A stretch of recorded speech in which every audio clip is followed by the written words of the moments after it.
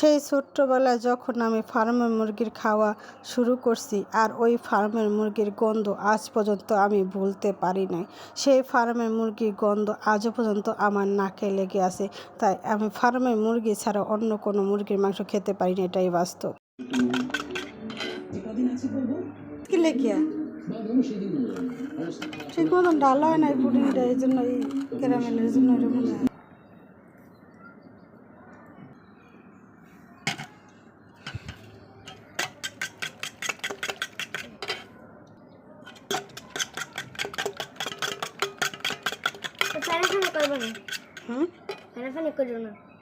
করা লাগবে না, ওইসে না ওইসে আল্লাহ জানে। এইরকম বলে কিরকম এরকম ঢুকাইয়া শুরু করছে। হ্যাঁ, আরো মোটা দেওয়া লাগবে। এখন দিয়ে ক্যারামেলটা বাইরে দিয়েছে পাশ দিয়ে।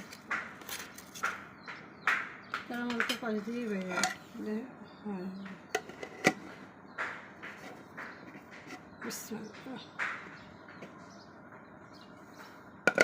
ভালো করে দাও। হ্যাঁ, এরকম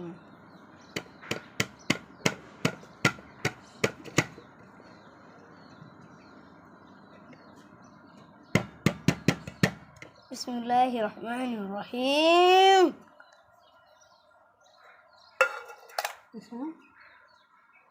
খুব সুন্দর একটি পুডিং, অনেক সুন্দর একটি পুডিং।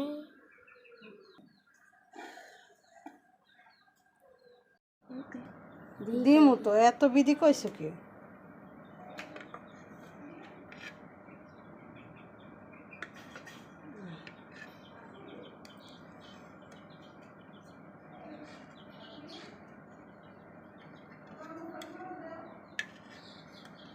কত সুন্দর হয়েছে, মোটা হয়েছে আর কত সফট না?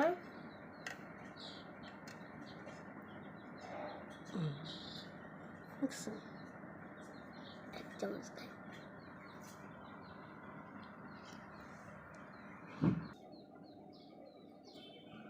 মিষ্টি আছে না?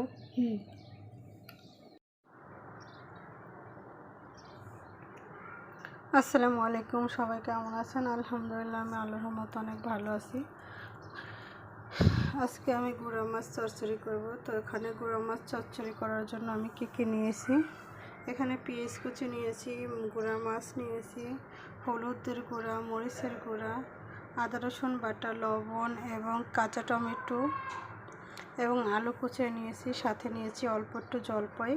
এটা দিয়ে রান্না করব, তাহলে একটু মাছটা একটু খাইতে টক টক লাগবে আর খাইতে অনেক মজা লাগবে।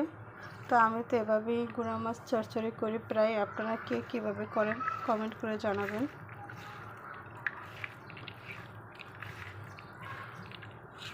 এভাবে ভালো করে মাখাইয়া সুন্দর করে, এখানে কিন্তু তেলও দিয়েছি আমি, সুন্দর করে মাখাইয়া তারপর চুলায় বসাই দেবেন। তারপর যতক্ষণ না হয় ততক্ষণ পর্যন্ত আপনারা রান্না করবেন। রান্না করার পরে পানি শুকিয়ে উঠে ফেলাবেন, গরম গরম ভাত দিয়ে খাবেন, দেখবেন মাশাআল্লাহ অনেক মজা লাগবে। যাই হোক, সবাই ভালো থাকবেন, সুস্থ থাকবেন। ভিডিওটি ভালো লাগলে লাইক করবেন, শেয়ার করবেন।